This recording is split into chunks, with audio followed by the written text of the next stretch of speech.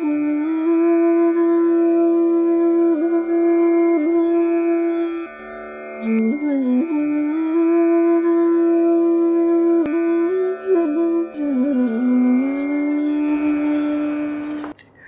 अपरा प्रकृति अपना सृजन करती है तो मैंने कई बार कहा, क्योंकि उससे निकलती बैरमुखी होती तो फिर वही बात कि जैसे हुई। तो मैं तो अपने ढंग से बताता हूँ, विज्ञान थोड़ा अपने ढंग से कहती, ओम की ध्वनि उत्पन्न होती है।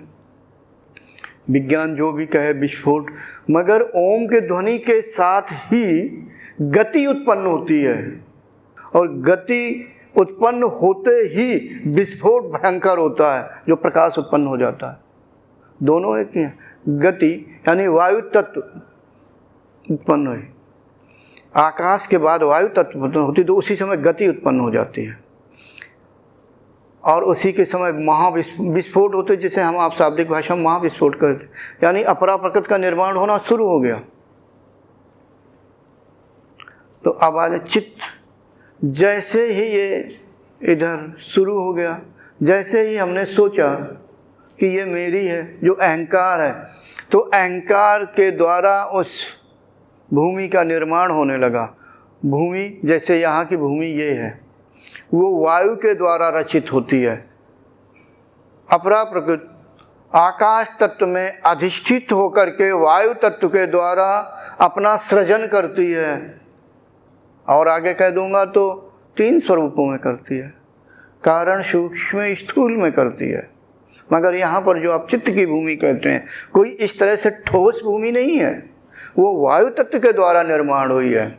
अभी वो फिलहाल वर्तमान की अपेक्षा बहुत ही ज़्यादा सूक्ष्म और शुद्धता को प्राप्त। अभी वहाँ पर अहंकार ही है, सिर्फ इतना कि ये मेरी है, जीव ने ऐसा सोचा। खैर, अब आ गए, जब उसने जन्म लिया पहली बार तो सब कुछ शुद्ध ही शुद्ध, अच्छा ही अच्छा। मगर यहाँ संसार में आकर के क्या सीखा? ये मेरा है, क्या मेरी माँ है, मेरे पिताजी हैं, भाई हैं, घर मेरा है। चाहे आजकल यानी सतयुग रहा हो, चाहे जिस हाल में रहे हो, सब कुछ मेरा ही मेरा। ऐसा ही सीखने को मिला, ऐसा ही करने को मिला। तो जो हम कर रहे हैं, तो जो सूक्ष्म रूप से संस्कार बने विद्यमान हुए वायु तत्व के द्वारा, अंत में धीरे धीरे सूक्ष्म होते चले गए। तो वायु तत्व के द्वारा अत्यंत सूक्ष्म रूप से वो वही चित्त की भूमि पर विद्यमान होते गए। फिर जब धीरे धीरे और हम बहिर्मुखी यानी इस जीवन बहिर्मुखी हुए, पहले तो शुद्धता को प्राप्त होते थे। और भी मनुष्य देखो, नहीं कहते हैं कि सत्य में सदैव रहते थे, सत्य पर लगे रहते थे, या सत्य गुण की प्रधानता के कारण सतयुग होता था, कभी धर्म का काम नहीं करते थे, सदैव धर्म का काम करते थे वगैरह वगैरह। तब चित्त की शुद्धता थी। फिर धीरे धीरे जब आगे बढ़े तो अशुद्धता भरती गई और उल्टे पुल्टे काम करने लगे, उल्टे पुल्टे जो हमें नहीं करना चाहिए था। मैं मेरा और तेरा करने लगे, छीना झपटी करने लगे, अपने स्वार्थ के लिए झूठ बोलने लगे, राग द्वेष उत्पन्न हो गया, मोह उत्पन्न हो गया वगैरह वगैरह। तो पतन को प्राप्त हो गए, चित्त की भूमि भी गंदी होने लगी।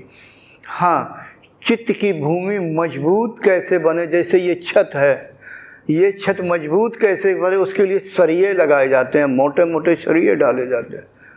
उनने कहीं 16 mm का सरिया लगाओ, नहीं तो छत कमज़ोर रहेगी। बस ऐसे ही है, प्रकृति का एक नियम है। जैसे ही मनुष्य ने बड़े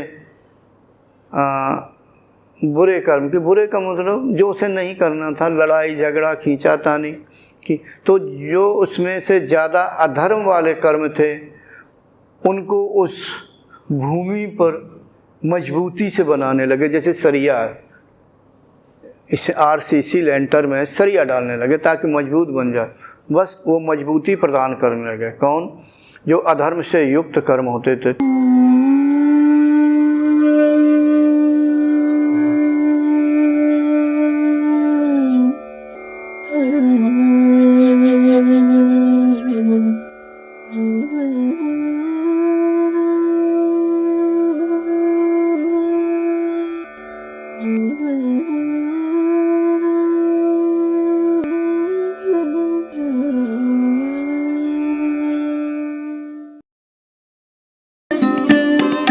Thanks for watching.